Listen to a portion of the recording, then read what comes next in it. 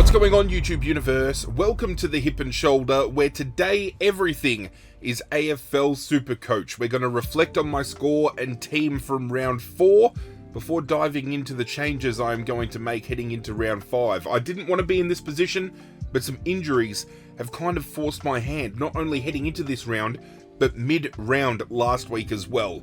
I scored 1,818 points. It put me in the top 57%. I dropped almost 12,000 places overall. This is not the start to the season I wanted, and I'm bitterly disappointed because I see all of these players scoring big points, and in my pre-season team, in my pre-round 0 team, I had many of these guys in circulation. I had Lockie Whitfield, I had Caleb Sarong, I even had Jai Simpkin floating around as a potential pod in my forward line, and unfortunately I let them go, and it's been rubbed in my face severely by how well some of these players have been going, but I'm hoping we can start bouncing back. It is now back to best 22 players plus the flex, and I am hoping the changes I make this week kind of get me back into an even groove. We start climbing the ladder again. I actually went into this video thinking I was going to do a particular trade, but I think I'm going to pivot. Live pivot. Didn't even think I was going to do it, but now that I'm thinking about it, I think I'm going to pivot. Let's just have a look at how my team went collectively for round 4 before we get ahead of ourselves, though.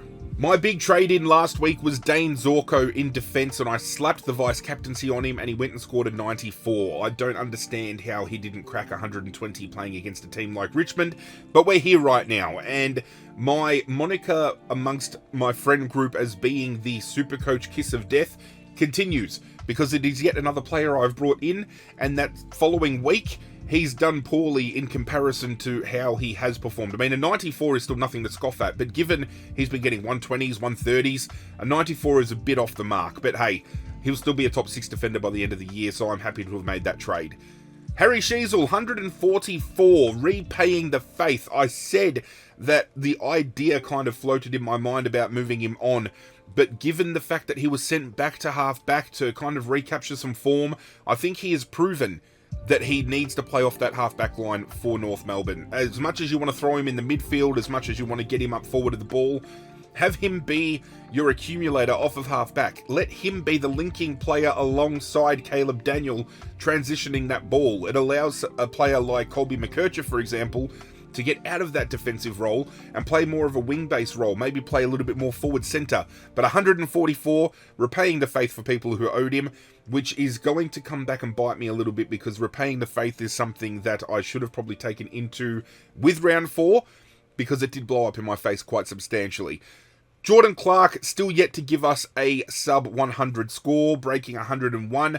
I'll take it every day of the week. As I said, when picking these Fremantle players, I did so based upon the premise of knowing that they were going to have a very buy-friendly fixture, and they have delivered in spades. Matt Roberts, 77.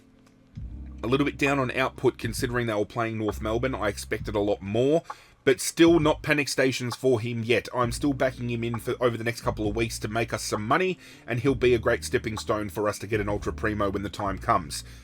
The one that I am going to be moving on, though, is Joel Frazier. I'm concerned about his role, especially with Adam Treloar not far off coming back. Bontempelli won't be far off coming back either.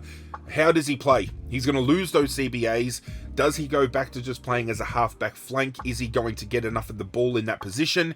Getting a 49 saw him lose a bit of money this week, so if we're starting to get into a realm where he's not going to be making his targets each and every week, I'm happy to bring somebody in who is not only making money, is not only proving that he can be a top scorer, but has an incredibly low break-even, which means he is still going to make us a load of cash. And when the time comes, again, perfect stepping stone. Zach Reed didn't play this week. Obviously, Essendon and Hawthorn had the bye. I had Luke Trainer's 82 come off of the bench. I was very happy with that score from Luke Trainer, and obviously, as Dane Zorko being our vice-captain, kind of had that there for a potential captain's loophole. Didn't end up using it, but still Trainer gave us a very serviceable 82 points, and obviously Ben Patton's still sitting on my bench. Can't get a game. We'll move him on eventually. In the midfield, Andrew Brayshaw was a player I considered moving the captaincy to, because if you did see my round 4 video, I had the vice captaincy on Dane Zorko, and I had the captaincy on Finn Callaghan, which I'm so happy I moved. I did have it on Brayshaw for a hot minute, took it off him. Probably should have left it on him because he would have gotten me an extra 70 points and I might have been a little bit more happier about myself and the score that we landed. But 135, Brayshaw just backing up the selections of the Fremantle players has been spot on. Lachie Neale, 130, another player I could have thrown the captaincy on. I knew he was going to bounce back. It is just a matter of when it comes to being tagged, he can't shake that tag all too easily. So if he comes up against a team that might lock him down, just know that you might get a 70, an 80 or a 90, but when he pops off in a big way. Adam Chera, 99, again, a player that I'm happy to keep in my M7, M8 come the end of the year. His job security is perfectly fine. Output could be a little bit better, but given that he is still scoring consistently 90 to 100 each week, I'll happily take that. Clayton Oliver could be doing a hell of a lot better if he wasn't giving away so many free kicks and sometimes just blazingly using the ball in a very, begrudging way and just turning it over. I don't know where I sit with Oliver. I don't know whether he's going to be a keeper for me this year, but he bangs out another 98. He's still averaging 100 points, so at this point in time, got to be happy with what he's doing, but it's kind of a little bit of a double-edged sword because you could be happy with his output, but then knowing what he could be scoring leaves a bittersweet taste in your mouth a little bit. Finn Callaghan copped a tag again, 2 weeks running. He got a 40-odd last week. He got a 72 this week.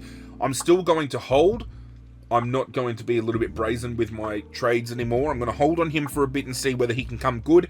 He's going to cop tags, but he's still getting the most CBAs out of every player in that GWS midfield. It's just a matter of being able to break away from that tag. I'm actually quite surprised he's the player they're going to when in this particular game last weekend, GWS, Tom Green had like 37, 38 disposals. So you tag Callaghan, you're doing it at the risk of letting another GWS player getting off the chain. Nathan O'Driscoll, ankle injury, out for 4 to 6 weeks. It hampered his output on the day. Very upset that he has injured himself because he was my perfect flex option for so many periods of time. But he will be another player that we move on this week. I'm only looking at using the 2 trades, one of which we're going to bring in a rookie, and then we're going to take Nathan O'Driscoll up to a premium player. I think that's the perfect trigger to pull this week. Levi Ashcroft, 87. Again, currently, I'm happy to keep him hanging around. He might even get some forward eligibility through DPP, which would be absolutely fantastic at this point in time. I did end up using my boost last week. In the video, I only made 2 trades, but after not only Mitch Nevitt was announced as out, but then Finn O'Sullivan was out, I thought I can't cop another 0. And as you can see on screen, I copped a DNP for Boxall in my flex anyway. So, little bit concerning because I had a bench full of all of these playing rookies, and then we've just gone down to having one playing rookie, well, essentially none, because Trainer would have been on field, so I would have had no rookies play this week, which is it's fucking fantastic, isn't it? But we traded in Moraes from Port Adelaide. He's getting game time. He might not be getting big numbers, but he's going to score. He's going to generate money, and given the cash flow on my bench right now, I'm happy to bring him in, even though it was at the behest of moving out Nevitt, who has been named to return this week, which I'm very pissed off about, and I'm going to be very clued in to how Geelong operate with their injuries moving forward, because they announced he picked up an injury that saw Nick Dacos pretty much have a hampered pre-season for its entirety. Mitch Nevitt has it for 1 week and now is perfectly fine to return. So I call bullshit, and I'm pissed off that I made that trade. I would have rather had copped another 0, given that we were only taking top 18 scores anyway, and in hindsight, I'd take that trade back. On my bench, obviously in the midfield, Finn O'Sullivan was out sick. Lindsay was out with that kind of precautionary thing with the knee. He could potentially be back this week, I hope so. And Camporelli not getting game time where he should be, I don't understand. In the rucks, I made the downgrade a couple of weeks from Gawn to Cherry. Gawn comes out and gets 122, Cherry gets a 94. Now, Cherry I'm not worried about. He's still going to be one of the top scoring rucks of the comp all year. Nankervis getting the 87 was a bit concerning to me, especially up against somebody like McInerney. I thought he would have scored better. But again, Nankervis ultimately is going to be my flex pivot when the time comes, so I'm happy for him to stay where he's at. Jack McRae was who I threw the captaincy on, and I should have remembered they're playing Port Adelaide. Willem Drew's got a tag, and he did cop the tag, but he still managed to break 100, so at the end of the day, I'll take it. Bailey Smith, 108, still proving that he is one of the more viable forward selections this season. Caleb Daniel got a 92, but again, I'm not concerned about output because North Melbourne were absolutely bounced last weekend. So the fact that he still managed to scrap up 92 points, I'll take it every day of the week. Bailey Humphrey was my big trade instead of Ryan Marrick, and Ryan Marrick, I think, come out and got an 88. Bailey Humphrey got a 64. I'm not going panic stations on Bailey Humphrey because over the next 2 weeks, Gold Coast play North Melbourne and then they play Richmond, and I'm backing in Bailey to be getting 90 plus both of those weeks, and he's going to generate a lot of cash for us. Davidson with the 54 is a little bit concerning to me, especially off of a big game that we saw the week prior, but again, still a viable enough option to carry us in our forward lines if need be. Tom Lynch is one I need to move on, I know that, but I don't want to burn another boost. He got us 37 points last week in a game where he was sitting on 10 for majority of it, so I'll take a 37 ultimately at the end of the day. Kako and Hewitt didn't play. Kako obviously returning this week. I will probably put him on field over Tom Lynch, and I will have Tom Lynch as the emergency, maybe? No? I don't think so. Maybe? I don't know. We'll work it out, but Kako will get field time, and Boxall obviously in the flex. Didn't even play, so I'm not getting any points from him at all. So that registered myself the 1,818 points. I am down to 31 trades. I have used...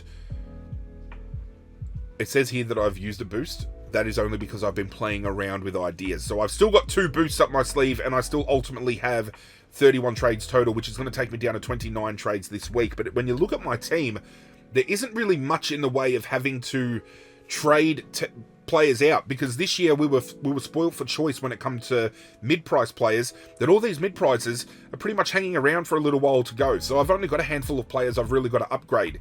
That being said, Joel Frazier is out this week. He was a downgrade obviously a few weeks ago from Perryman. I still think I capitalized on that trade incredibly well. And we are going to be getting rid of Nathan O'Driscoll because 4 to 6 weeks is just way too long to be sitting on the bench. Even though I would have loved to have kept him given his scoring capacity. But again, a month away, a month and a half, too long to hold. What I am going to do this week is we are bringing in a player that I wanted to bring in a couple of weeks ago. Probably should for Patton before his price rise. But we are bringing in Riley Bice. Still a decent downgrade. I mean, he's up to 200k. But when you look at his break-even is at negative 88. And he is averaging 90 points. If he can score us 80, 90, 100 points a week, he's very viable to keep around, at least in a D6 option for quite some time. So I'm happy to do that. This trade, though, allows me to have a look overall, and I can get anybody under, well, pretty much around the price point of 611,000. I will earmark some of the players that I was thinking of this week. Actually, going into this video, I was looking at bringing in a particular player, and I want to see what his ownership is like, because his ownership has increased. He was only... I'm pretty sure he was only around 1% owned heading into this round, and he's gone up quite substantially, I think, maybe. But I was going to be bringing in Jake Saligo. I love the role. I love the fact that at Adelaide he's not going to get tagged all too often, because you've still got the likes of Rankin, Laird, Dawson, all ahead of him. Having a breakout year. He is incredibly underrated considering the amount of effort he has put in over the last 12 months of football. I still might bring him in down the track, and originally my plan this week was to bring him in, because if I do so, that banks me about 110,000, in which I could have looked at somebody like a Roberts. If he scored unders again, I could have gone to Whitfield, because I want to get Whitfield in as soon as I can. However, my thought process has shifted to bringing in a proven scorer, somebody that is going to be locked up into my team, somebody that I wanted to start from the beginning, and it might only leave me about 20-30,000 in the bank. But given that some of my rookies are starting to get to points where we can downgrade them and we can bank cash, I'm happy to make this move. Even though longevity would say, go Jake Saligo, bring him in. He's only 3.4% owned. The other player I considered this week was Hugh McCluggage. Again, not just because he scored 156, but similar circumstances with Brisbane. Lachie Neale, Dunkley, those type of players are going to cop a tag before McCluggage does, and McCluggage has a history of getting off the chain when those players are locked down. So again, he's only 1.2% owned, and I think he's only had one score this year under 100, in which it was still in the 90s, I am pretty sure. That being said, the one I do want to bring in is Caleb Serong. He's 23% owned. I just feel his run is just proven. You have a look at the scores this year. He's had the sub 100, which was 99, but he's gone 102, 99, 105, and 142. Coming up against Richmond, Melbourne, Adelaide, and St Kilda in the next 4. You would argue that he's going to go 110 plus in those games. I want to have a look though real quick, because I might pivot back to my original pick. I just want to have a look at Jake Saligo's run and see how we're looking overall, because that extra 110k could come in handy. Saligo hasn't had a sub 100 run yet. He's had St Kilda, Essendon, North, and the Gold Coast, and he's gone 114, 108, 108, 126. However, can he sustain that against the top kind of teams? Can he find that continuity against Geelong, GWS, Fremantle, Carlton, Port Adelaide, Collingwood, coming up against a tough run? But then as the year goes on, he's coming up against these teams again that he's already scored well against. He's already played St Kilda. Doesn't play them again. Does he play Essendon again? No, he doesn't, but he does play North Melbourne again. He does play the Gold Coast again. It could very well be the go here. Jake Saligo. Or do I just go Caleb Serong? Because Caleb Serong is going to end up in my team eventually. I feel if I've got the money to do it now is the time, because Jake Saligo isn't much of a stretch from this point here. He's only 60k from Finn Callaghan to Jake Saligo. He is only realistically 20k if I want to jump up from Clayton Oliver to Saligo. So I think the move here is we go Caleb Serong, we lock him up, and there, it leaves me with 20k, but moves can be made to get Saligo in, because Saligo is still cheap and he is still very much a pod. So we get in the player that is going to give us confirmed points. We see how Saligo goes over the next couple of weeks against these more seasoned teams. The more, I don't want to use the term better, but the teams that are going to be contending more for finals compared to the teams that we have seen historically missing finals over the last couple of years. And that moves at me to our vice-captain and captain options of the week, because trading in Caleb Serong coming up against Richmond is the perfect time to be bringing him in, and I'm slapping the captaincy on him. You'd be stupid not to. He got 142 against the Bulldogs. He has to get plus 130 against Richmond. I don't understand how, if he would absolutely miss that. I would be surprised.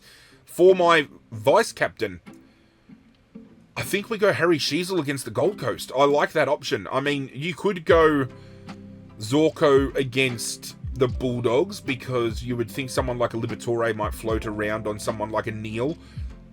If you've got any Carlton players, perfect time to do so against West Coast. So Patrick Cripps could pop off this week if you've got him. Melbourne against Essendon. Could you have Clayton Oliver get a big score? I mean, I don't think so, because you would expect someone like a Jai Caldwell to maybe run with him. I think the best options here are to go Sheezel into Serong, and I'm fine with that. I'm perfectly fine with that. Nankervis could be a cheeky outside option for captaincy, because there is no Luke Jackson, and I don't know whether Sean Darcy comes back this week. So if he's playing against Reedy, I would suspect him to go rather huge.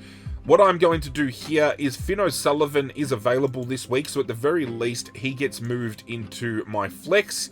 Lindsay, for the time being, I don't know whether he's going to get named. I am going to put him on field, and we've got the flip between Reed and Trainer, with obviously Patton not playing is going to be a fucking bitch, because he plays early, and I'm not going to be able to... I've got to decide here, does Reed score more against Melbourne, or does Trainer score more against Fremantle? I'm going to back in Reed, because I think Melbourne's makeshift forward line makes for easier interceptability, and for Reed to get those kind of... We know Essendon like to kick backwards and chip around, and he's going to get easier points doing it that way. As I said, we're going to go Carco for Lynch, and West Coast play at what? Do they play before both teams as well? So that fucks me a little bit. Okay, I'm just going to do that. I mean, I think Lynch gets locked down by Fremantle's defence. Kako against Melbourne. he could do some big damage. I've got to start making some trades here to bring some players in, so it could very well be a downgrade. If I didn't burn a boost last week, I would have traded Lynch out for somebody like Isaiah Dudley this week, and you know he's 99k, so I would have made almost 100k off that trade. I can still bring him in later on. Whitlock is only coming into game 2 for North Melbourne, so I could potentially trade out somebody like a Lynch, somebody like a Hewitt, and get Whitlock in. He might not score big, but he's going to play. But that's how my team is situated heading into the round. I'm happy with the moves. Obviously, upgrading somebody like a Zach Reed or a Trainer by at least over the next couple of weeks is going to be big. Nick Dacos is going to start hemorrhaging more money because he's going to cop tags over the next few weeks. So by about round 9, Dacos could be sub 500,000. After this round, we're going to get some DPPs, and Christian Petrarca is looking at becoming forward eligible, and he is already sub 500,000. So do I make moves to potentially take somebody like a Davidson to a Petrarca, perhaps? That could very well be the move that we make. But that is it for this video. Do hope you guys enjoyed. Would appreciate it if you hit that like button down below, because it does show your love and support, and it tells YouTube that something is going right around here, so maybe start clicking and they'll start pushing, you know what I'm saying? Do hit that subscribe button as well if you want to get on board the community we are building. I do appreciate every single one of you that turns out and watches these videos, leaves comments, leaves likes, and if you haven't, just get on board the community we are building here. Become part of something that I'm hoping is going to become bigger and better as time goes on. I'm really looking forward to where this channel can go. But that's it from me, guys. I'm out of here. If you play Supercoach, good luck to your teams this weekend. And as always, I will catch you guys next time.